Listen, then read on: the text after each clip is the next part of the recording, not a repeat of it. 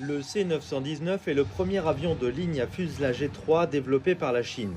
Vendredi, le premier avion C919 au monde a été livré à China Eastern Airlines. Nous avons livré le premier avion C919 à notre premier client, China Eastern Airlines.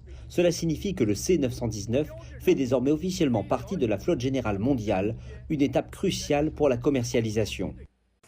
L'avion, développé par la Commercial Aircraft Corporation of China, également connu sous le nom de COMAC, a une configuration de 158 à 192 sièges et un rayon d'action de 4075 à 5555 km. China Eastern Airlines a déclaré que sa première commande comprenait 5 appareils qui devraient être mis en service commercial au cours du premier semestre de 2023. La livraison de biréacteurs monocouloirs signifie que le marché des avions de ligne à fuselage étroit a maintenant un troisième concurrent qui rejoint les rangs de Boeing et Airbus. Nous allons essayer d'utiliser l'avion commercialement au printemps prochain, car il nécessite une inspection de 100 heures. Mais cela pourrait être retardé en raison de situations particulières, comme le mauvais temps.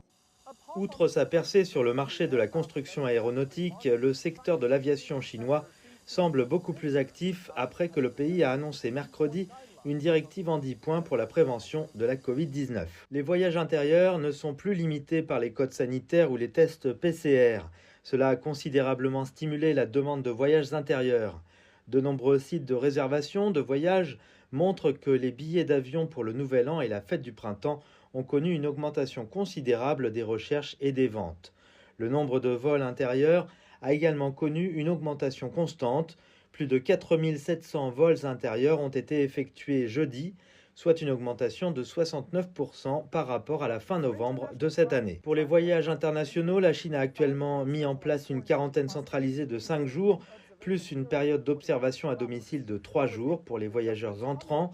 Mais avec des ajustements importants pour les voyages intérieurs, le pays indique mercredi qu'il facilitera la publication de nouvelles mesures pour stimuler les voyages internationaux.